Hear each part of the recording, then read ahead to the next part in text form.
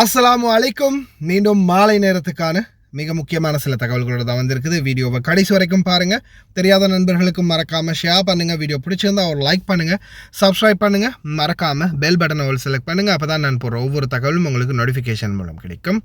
இது சர்ஃபான் vlog BA2 நம்மளுடைய 2வது சேனல், அவசரத்துக்கு உதவிய சேனல். அதனால் இதையும் விட முடியாது. இதையும் ரன் பண்ணலாம், சர்ஃபான் BA விளாக்கையும் ரன் பண்ணலாம். ரெண்டுலேயுமே வீடியோக்கள் வரும், தொடர்ந்தும் பாருங்கள். மிக மிக சந்தோஷமான ஒரு செய்தி. 4 பேரை தட்டி தூக்கியது உள்துறை அமைச்சகம். வாசனை திரவியங்களை வெளியில் மணக்க வைத்து விற்பதற்கு அனுமதி இல்லை. சொந்த நாட்டை கேவலப்படுத்தும் ஒரு சிலர் அன்னார்ந்து பார்த்து துப்புவது தன் மீது தான் வந்து விழும் என்பது தெரியாத முட்டாள்கள். இதோ ஒரு பக்கம் ஹூத்தி தயாராகுது, ஆனால் இன்னொரு பக்கம் இஸ்ரேல் ஹூத்தி படையுடைய பகுதிகளை தாக்க ஆரம்பிக்குது. என்ன நடக்க போகுது தெரியல. யாருக்குமே பயப்படாதீங்க. சட்டம் உங்களுக்கானது, உரிமை உங்களுக்கானது. இதோ வழக்கறிஞரின் கருத்து. பார்க்கலாம் அனைத்து தகவல்களையும். மாஷா அல்லாஹ் தபாரக் ரஹ்மான் 4 பேரை பிடிச்சிட்டாங்க. இந்த 4 பேரும் பல பகுதிகளிலையும் வழிப்பறி மற்றும் கொள்ளைகளில் ஈடுபட்டவங்க. மிட் நைட்டில், இரவு நேரங்களில் வாகனங்களை மறித்து, ரோட்டால் போகிற வாகனங்கள், நடந்து போகிறவங்க, இந்த மாதிரி நிறைய பேர்களை மறித்து அவங்களிடமிருந்து பணத்தை ஆட்டையை போடும் திருட்டு கும்பல் 4 பேர் கைது செய்யப்பட்டிருக்கிறாங்க. இரவில் நிம்மதியாக கொஞ்சம் கடைக்கு போக முடியாது, டாக்ஸி ஓட்டுநர்களுக்கு நிம்மதியாக போக முடியாது, டெலிவரி ஓட்டுநர்களுக்கு நிம்மதியாக ரோடுகளில் பயணிக்க முடியாது, ஒரு ரோட்டில் ஃபோன் பேசிட்டு போக முடியாது. அந்த அளவு சிக்கல் ஒன்று இருந்துச்சு இந்த வழிப்பறி கொள்ளையர்களால். இப்போ மாஷால்லான்னு தொடர்ந்துமே அதிரடியாக உள்துறை அமைச்சகம் சட்ட நடவடிக்கை எடுக்கிறாங்க. அதே மாதிரி உடனே யாருமே பயப்பட வேண்டியதில்லை. 112க்கு கால் பண்ணுங்கள். பிளாக்மெயில் பண்ணுறவங்க யாருக்குமே நீங்கள் அஞ்ச வேண்டிய அவசியம் இல்லை அப்படின்றத உள்துறை அமைச்சகமே தெரிவிச்சிருக்கிறாங்க. அதே மாதிரி சம்பந்தப்பட்ட 4 பேரையும் தற்போது விசாரணையில் ஈடுபடுத்தியதில் இதுவரைக்கும் 7 கொள்ளைகளில் ஈடுபட்டது வெளிவந்துள்ளது. இன்னும் எத்தனை கொள்ளைகள் ஈடுபட்டாங்க, யார் யாருடைய பொருட்களை திருடினாங்க அப்படின்றது வெளிச்சத்துக்கு வரும். தயவு செய்து ரோடுகளில் நடமாடக்கூடியவங்களும் ரொம்ப கவனம். இதோ வழக்கறிஞரின் மிக முக்கியமான ஒரு important advice. Boys and girls, ஆண்களே பெண்களே, ஒன்று மட்டும் நல்லா விளங்கிக்கோங்க.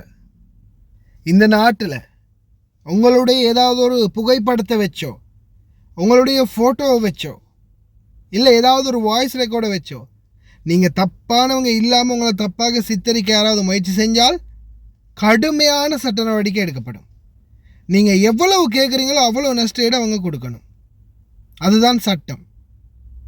அதை பற்றி தான் வழக்கறிஞர் ஃபுல்லாகவே ஒரு அட்வைஸ் வீடியோ ஒன்று ரெடி பண்ணி போட்டிருக்கிறாரு. உங்களுக்கு யாராவது உங்களை அவமதித்தாலோ அல்லது உங்களை அவமானப்படுத்தினாலோ அல்லது ஃபோட்டோ வச்சு அசிங்கப்படுத்திடுவோம் அப்படின்னு மிரட்டினாலோ உடனே இங்கே உள்துறை அமைச்சருக்கு தெரிவிக்கலாம், உள்துறை அமைச்சக காரியாலயத்துக்கு தெரிவிக்கலாம், 112க்கு கால் பண்ணலாம், டைரெக்டாக போலீஸ் ஸ்டேஷன்லேயே போய் கம்ப்ளைண்ட் பண்ணலாம். அதிரடியான சட்ட நடவடிக்கை எடுப்பாங்க. யாருக்கும் பயப்பட வேண்டாம். السلام عليكم ورحمة الله. أناشد اليوم أولياء الأمور من الآباء والأمهات أن يلتفتوا وينتبهوا لأبنائهم وبناتهم تحديدا. اليوم 99% من المشاكل اللي تقع في المجتمع هي مشاكل الابتزاز. يقوم بعض ضعفاء النفوس بابتزاز البنات، أما من خلال علاقة بينه وبين هذه البنت سابقة، فحصل على الصور الخاصة في هذه البنت أو الفيديوهات أو حتى المحادثات، فيقوم هذا الشخص بابتزاز البنت من أجل الحصول على المال أو من أجل الحصول على بعض الأشياء التي يطلبها هذا المبتز. احنا اليوم نوجه هذه الرسالة لأولياء الأمور وللبنات تحديدا وللشباب أيضا، أن لا تخضعوا لأي شخص يقوم بابتزازكم من خلال برامج التواصل الاجتماعي أو حتى من خلال التليفون في الاتصال. اليوم وزارة الداخلية مشكورة، حذرت عبر حساباتها في برامج التواصل الاجتماعي متمثلة في إدارة مباحث جرائم تقنية المعلومات أو الجرائم الإلكترونية، طلبوا من الجميع أن يقوموا بالإبلاغ عن أي شخص يقوم بابتزازهم. اليوم في شكوى خاصة في وزارة الداخلية في مباحث الجرائم الإلكترونية. هذه الشكوى لن يقوم إدارة المباحث بتسجيل اسم البنت، وذلك من أجل التحفظ على هذه البنت وعلى اسمها ومن أجل الستر عليها. لكن اليوم أنا أناشد البنات، أي شخص يقوم بابتزازك لازم تقومين بشكل سريع بالإبلاغ عن هذا الشخص. شنو هي الشكوى الخاصة؟ شكوى خاصة تقدم فيها البنت لإدارة مباحث الجرائم الإلكترونية. هذه الشكوى لن تحمل أي اسم أو رقم مدني للبنت.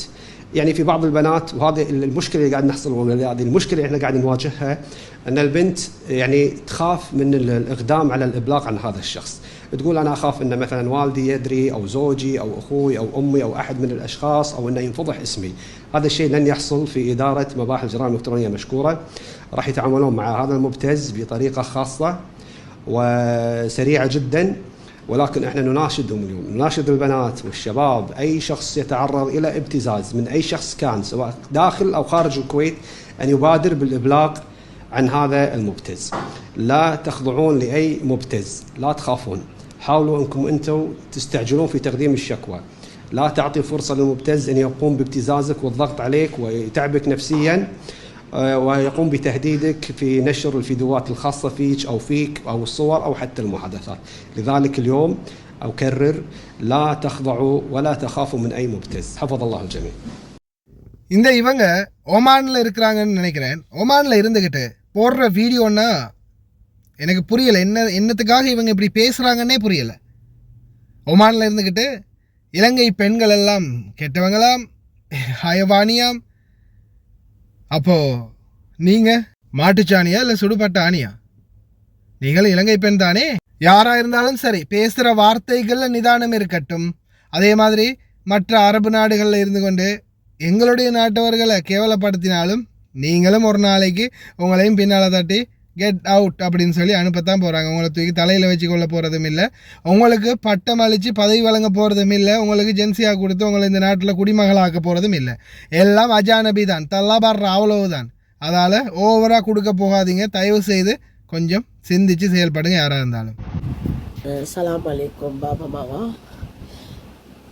ماما بابا. هذا عمان نفر سريلانكي نفر واحد كلام.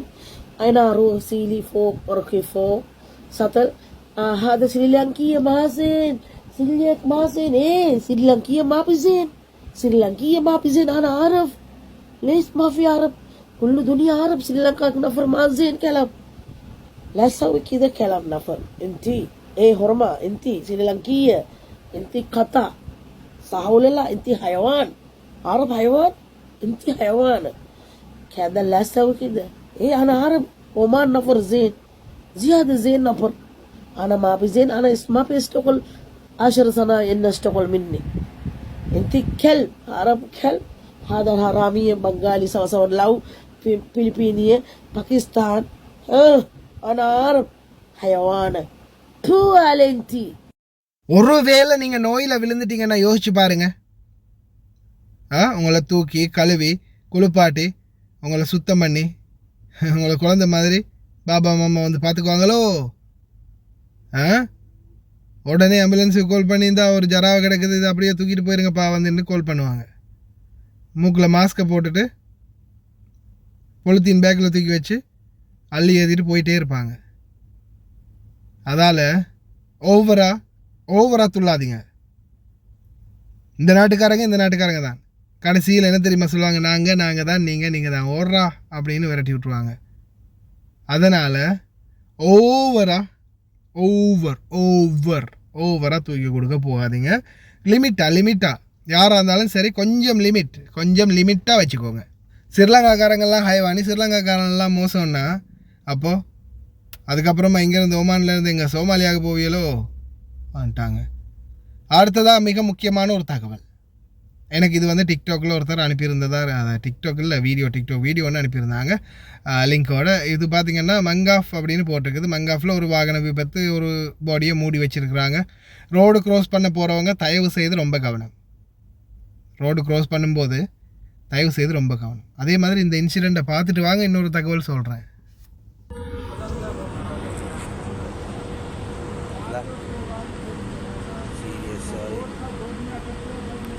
ஆக்சிடெண்ட் ஆகி ஃபாஹில்ல சீசைட் ரோட் ஓரத்தில் தான். இந்த வீடியோ அனுப்பின சகோதரர் பார்த்தீங்கன்னா இந்த வீடியோ கட்டாயம் மறக்காமல் மெசஞ்சருக்கு வாங்க மறுபடியும். ஏன்னா அவங்களுடைய பேர் எனக்கு தெரியல, அவருடைய வாய்ஸ் ரெக்கார்டு எடுக்க மறந்துட்டேன்.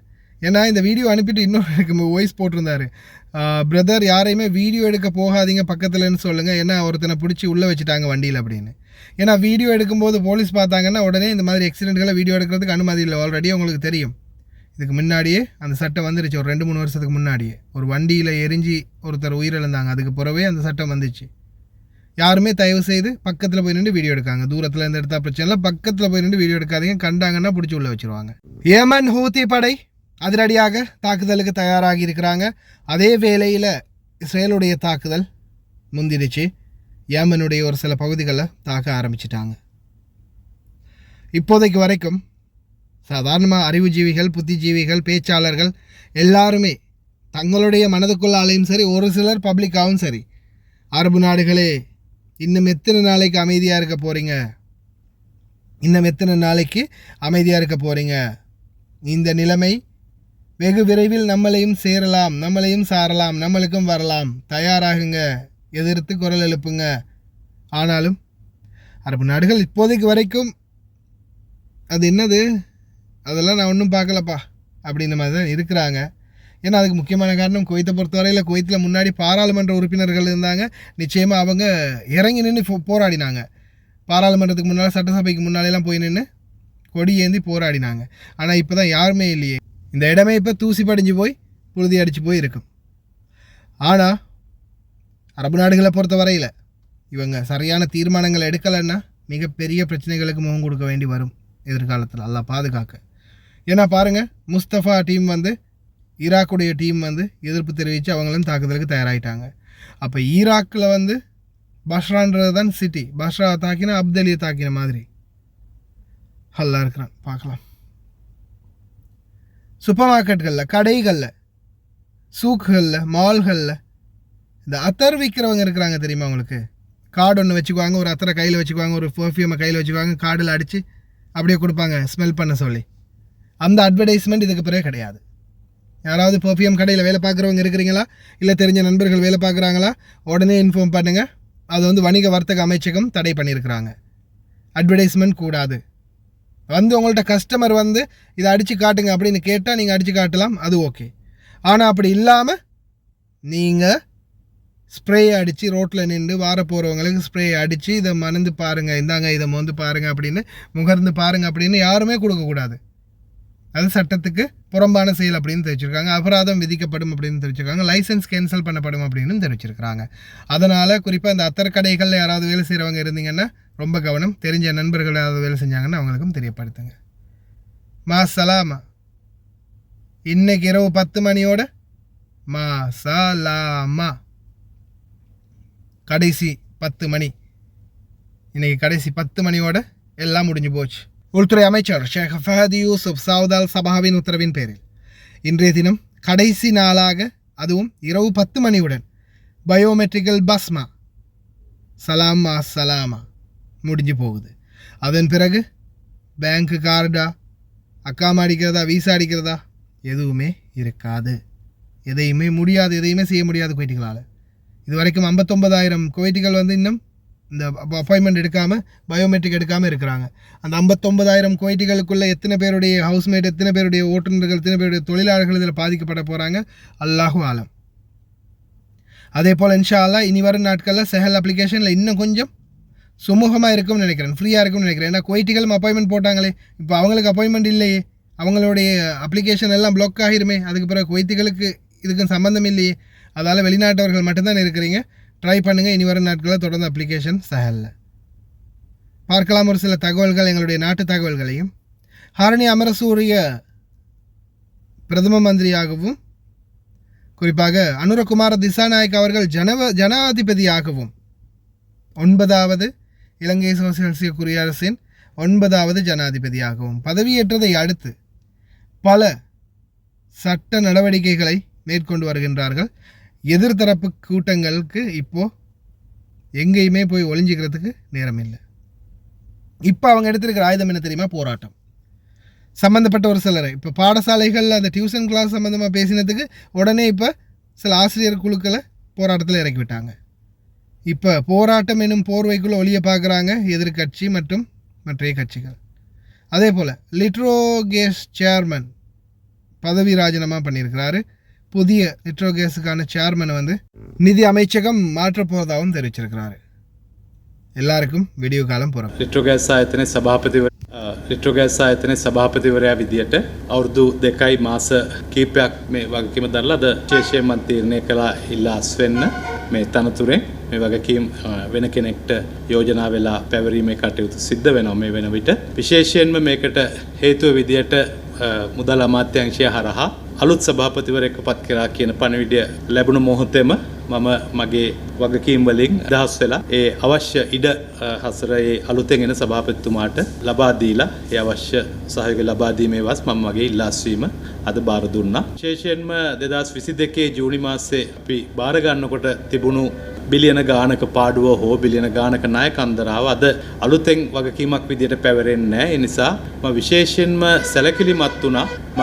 මම ඉල්ලා අස්සුනත් මේ වගකීමෙන් රටේ ජනතාවට බලාපොරොත්තු වෙන ඒ ගෑස් වල අඩුපාඩුවක් සිද්ධ නොවන විදියට දෙසැම්බර් 31 වෙනිදා වෙනකන් අපි ගෑස් තොග ඇනවුම් කරලා ගෑස් තොග ඒ ඇනවුම් ස්ථිර කරලා ඒ මුදල් සම්පාදනය කරලා ඒ අවශ්‍ය සියලුම කටයුතු කළාට පස්සේ තමයි මේ වගකීම තවත් කෙනෙක්ට පැවරෙන්නේ. ඇත්ත වශයෙන්ම බැලුවොත් ටොන් 89500ක් හෝ 90000කට වගේ අතර ප්‍රමාණයක් මේ වෙනකොට අපි ඇනවුම් කරලා තියෙනවා දෙසැම්බර් 31 වෙනකන් යන කාල සීමාව සඳහා. එතකොට නැව් 25කට වැඩි ප්‍රමාණයක් ඒ ටොන් 9000 එන්නේ නැව් 25කට වැඩි ප්‍රමාණයක් මේ වෙනකොට ඇනවුම් ස්ථිර කරලා තියෙනවා. මුදල් සම්පාදනය කරලා දීලා තියෙනවා. ඒ නිසා කාටත් කරදරයක් නොවි දේශපාලන අධිකාරියට හෝ අලුත් දේශපාලන අධිකාරියට හෝ එහෙම නැත්නම් පාරිභෝගික ජනතාවට හෝ කිසිම කරදරයක් නොවි සුවදායි විදියට ගෑස් කර්මාන්තයට අදාළව ගෑස් තොග ඇතිතරම් උවමනා කළමනා කරන කටයුතු සියල්ලක්ම පහේ කළාට පස්සේ තමයි මගේ මේ වගකීම නිදහස් වෙන්නේ. ඉතින් මම බලාපොරොත්තු වෙනවා මේ නව පරිසරය තුළ මම එදා බාර ගන්නකොට තිබුණු අර්බුද එහෙම නැත්නම් එදා බාර ගන්නකොට තිබුණු අභියෝග නැතුව සාමාන්‍ය විදියට අලුත් සභාපතිතුමාට ඒ අවශ්‍ය කටයුතු ඉදිරියට කරගෙන යන්න ශක්තිය වාසනාව ප්‍රාර්ථනා කරන ගමන් මම මගේ ඉල්ලාස්වීම අද සිට වළංගු වෙන පරිදි මුදල් අමාත්‍යාංශ ලේකම්වරයාට நாட்டின் ஜனாதிபதியாக பொறுப்பேற்ற ஒரே வாரத்தில் நாட்டை மாற்றுவதற்கு அவர் ஒன்றும் மெஜிஷியன் அல்ல. அவரும் அதே தான் சொன்னார், நான் ஒரு மெஜிஷியன் அல்ல, நானும் படிப்படியாகத்தான் இந்த நாட்டை கட்டியெழுப்ப வேண்டும். ஏன்னா இந்த நாடு ஊழலில் புதஞ்சிருந்த நாடு. ஒரு கடலுக்குள்ளே கொண்டு போய் நல்ல ஒரு இரும்பு கத்தியை கொண்டு போய் இல்லாத இரும்பு ஆப்ஜெக்ட் எதையாவது கொண்டு போய் உள்ளே போடுங்க, ஒரு பைக்கை கொண்டு போய் உள்ளே இறக்குங்க கடலுக்குள்ளே, கொஞ்சம் காலத்துக்கு உள்ளே வச்சுட்டு அப்புறமா எடுத்து பாருங்கள், அது வண்டியாக இருக்கலாம், பைக்காக இருக்கலாம், ஒரு ஆப்ஜெக்ட் ஏதாவது ஒரு ஆப்ஜெக்ட் ஸ்டீல் ஆப்ஜெக்ட் எடுத்து வெளியில் பார்த்தீங்கன்னா எப்படி இருக்கும்? கரை பிடிச்சி போய் இருக்கும். இப்போது துருப்பிடிச்சி போன அந்த ஆப்ஜெக்டு வண்டியோ பைக்கோ ஒரு ஆப்ஜெக்டு அதை வெளியில் எடுத்து நாம் உடனே உபயோகிக்க முடியுமா? உடனே யூஸ் பண்ண முடியுமா? கொஞ்ச நாள் போகணும், அதை சுத்தம் பண்ணணும், அதை ஃபுல்லாகவே டிங்கரிங் பண்ணணும், ஓட்டைகளோட செல்கள் இருக்கும் அதெல்லாம் ரெடி பண்ணணும், ஷைனிங் பண்ணணும், அதுக்கப்புறமா ஃபினிஷிங் பண்ணணும், பெயிண்ட் அடிக்கணும், நிறைய வேலைகள் பார்க்கணுமா இல்லையா? அதுபோல தான் எங்களுடைய நாடு ஊழல்வாதிகளுடைய கடலுக்குள் மூழ்கி இருந்தது. எந்தெந்த இடத்துல ஊழல் நடந்திருக்குது, எவ்வளோ எங்கெங்கேருந்து திருடி இருக்காங்க, எதில் இன்னமும் ஊழல் நடைபெற்று கொண்டு இருக்குது, இது எல்லாத்தையுமே கண்காணிக்கணும். அந்த துருப்பிடிச்ச ஒரு வண்டியை கையில் கொடுத்த மாதிரி தான் இப்போ அனுரகுமார திசாநாயக்கட கையில் இந்த நாட்டை கொடுத்துருக்குது. அதனால் அவர் இந்த நாட்டை பொறுப்பேற்றிருக்கிறாரு. எடுத்த ஒரு வாரத்துக்குள்ளேயே ஒரு சில நடவடிக்கைகளை மேற்கொண்டார். எத்தனையோ பேர் வாகனங்களை கொண்டு போய் ரிட்டர்ன் கொடுத்தாங்க. வாகனங்கள் மட்டுமே பல கோடி ரூபா பெறுமதியான வாகனங்கள். அதுக்கிடையில் ஒரு சில மென்டல் கேஸ்கள் என்ன சொல்லி தெரியுதுன்னா, ஜனாதிபதி பாருங்கள், ஜனாதிபதி எப்படி வண்டியில் வாராருன்னு பாருங்கள், அட பைத்தியக்காரனுங்களா, ஜனாதிபதின்றது அவருடைய இந்த நாட்டுடைய ஒரு தலைமைத்துவத்தில் இருக்கிறவர், அவருக்கு சாதாரணமான ஒரு பாதுகாப்பு கூட இருக்கப்படாதா? அவர் வரக்கூடிய வாகனம் கொஞ்சம் பாதுகாப்பாக இருக்கப்படாதா? அந்த வாகனத்தில் போனாங்க அமைச்சர்கள், இந்த வாகனத்தில் போனாங்க அப்படின்னு பீத்திக்கிட்டார். இப்போ பாருங்கள் அவர் எதில் போகிறாருன்னு. அப்போ நாட்டோட ஜனாதிபதி மோட்டர் பைக்கில் வரணுமா இல்லை புஷ் பைசிக்கலில் வரணுமா? பைத்தியக்காரனுங்க மாதிரி ஒரு சிலருங்க கருத்து தெரிவிக்கிறாங்க. உண்மையிலே கடுப்பாக இருக்குது. நாட்டோடைய அதிமேதக ஜனாதிபதி, சர்வ பலம் வாய்ந்த ஜனாதிபதியாக இருக்கிறவர் ஒருத்தர்னா, சர்வாதிகார ஜனாதிபதினா அப்போ என்ன செய்யணும்? பாதுகாப்பாக தானே இருக்கணும். அதுவும் அனுரகுமார் திசாநாயக்கு டபுள் ப்ரொடெக்ஷன் கொடுத்தாலும் சொல்கிறதுக்கு ஒன்று இல்லை. ஏன்னா அவ்வளோ எதிர்ப்பு இருக்குது. ஒட்டுமொத்த ஊழல்வாதிகளையும் எதிர்த்து ஒரேயாளாக நிற்கிறாரு. எதிர்ப்பு வரத்தான் செய்யும். ஆனால் இன்ஷா அல்லாஹ் எத்தனை பேரெல்லாம் பேசினாங்களோ அத்தனை பேருடைய வாய்கள்லையும் நிச்சயமாக பிளாஸ்டர் ஒட்டப்படும். அது அவங்க செய்ய மாட்டாங்க, இவங்களா ஒட்டிக்குவாங்க. ஏன்னா நம்ம இப்படி பேசினோம் அப்படின்னு. இன்ஷால்லா விரைவில் நாட்டை நல்ல நிலைமை கொண்டு வருவாங்க அப்படின்ற நம்பிக்கை இருக்குது. அதே மாதிரி பல நாடுகள் கைகோர்த்து இருக்குது அனுரகுமார திசாநாயக் அவர்களோடு. இன்ஷால்லா வெளிநாடு தொழிலாளர்களுக்கான நியாயங்களும் விரைவில் பெற்றுக் கொடுக்கப்படும். தயாராக இருங்க. கடைசி வரைக்கும் பார்த்த எல்லாருக்குமே ரொம்ப நன்றி. தெரியாத நண்பர்களுக்கும் மறக்காமல் ஷேர் பண்ணுங்கள். வீடியோ பிடிச்சிருந்தா ஒரு லைக் பண்ணுங்கள், சப்ஸ்கிரைப் பண்ணுங்கள். வீடியோவில் சந்திக்கலாம்.